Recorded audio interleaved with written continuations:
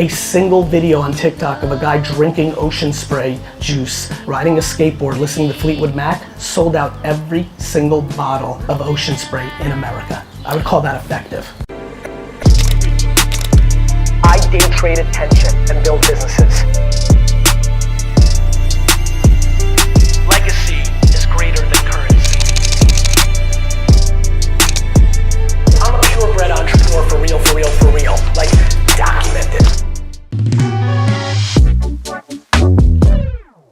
The video we put on LinkedIn is very different than the picture or video we put on Twitter. That's different than the one we put on Pinterest. The creative is contextual to the distribution, but also contextual to the psychology of the consumer within the distribution. What I mean by that is, Diana is herself, but her actual mindset when she's going through her feed on LinkedIn versus when she's doing that on TikTok is a slightly different version of herself, thus rendering the creative needing to be contextual. By the way they did in the 50s and 60s. It was called radio ads, it was called print ads. They were doing it daily, they were looking at what was working, and then they ran TV ads. We're doing what everyone's always done. We're just making pretend we live in today. Do that. Remember when I created 21% off? That 1% was like a whole to-do. So the wine business in New Jersey, the way it worked was if you bought wine, it was the price, but if you bought 12 bottles, if it wasn't on sale, you would get, well, first it was 10%. Then before my time, it kind of went to 15. And you could mix and match if it's not on sale. Some people made you have to only buy things that weren't on sale. We took it a little further and said, you could buy 9 bottles that are on sale and 3 bottles that aren't, and that's 12, and those 3 bottles will get 15% off. Then what that evolved into is the occasional coupon that would come in the mail that would take it to 20% off. That was the system for a while. So one day, like very early in my career, I'm like, you know what? I'm taking 21% off the case. Because it was like, at this point, very established amongst us and our core competitors in the general New Jersey area. When I tell you, like, everyone got so emotional, like we felt a huge influx. Let's walk.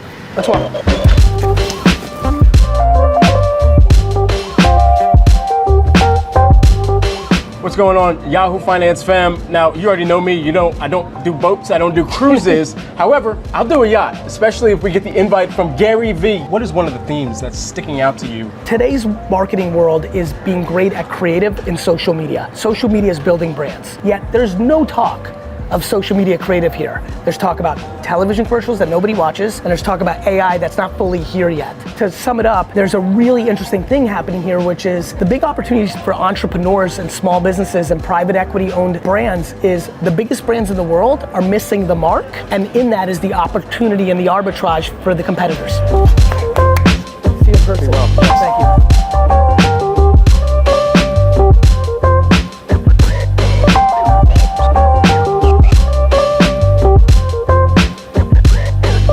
Thank you everybody for coming. We're excited. We're gonna kind of do a little bit of a half panel, half podcast session here. I hate commercials on TV. I swear to God, I'm lame and my wife is a witness and I don't let her have the remote control because she's not quick enough. There's a minute in the bottom says skip, I press it so hard, I hope it's never going to come back. Thank you, Dad, for that statement. I want to make sure I just rewind what my dad just said. When I watch television at night from 11 to 12, I hate commercials. The next thing he said is, when it goes to the commercial, as soon as in the bottom right, it hits skip, I hit the button and skip it. My dad is watching YouTube for the last couple of years, and he just referred to YouTube, not television. You're right. This goes back to what I said earlier of everybody saying social is so young, and yeah, for the kids it's good, Gary, but I'm trying to sell to 69-year-old men. This is what I think people don't understand is actually happening. This isn't about 14 and 15 and 22-year-olds. The world is transitioning into consumption. The future of television is here. Everyone's like, Gary, it's coming. You're right, it's coming. It's not coming. People watch YouTube and Hulu and Netflix and connected TV and on and on and on. I don't know what people are thinking. And to Frank's point, live sports for sure. But what happens when ESPN becomes its own OTT? Like, it's happening. Have a great can, everybody. My dad, he watches crazy shit, like World War II, like Nazi invasions. He just watches, and because TV can't give you that. Every kid watches YouTube over TV because it's better. His generation, they didn't know. Now that it's on the remote, they know. It's over, it's a wrap. How you doing, man? Oh, man, sit down for a second. I heard some great stuff.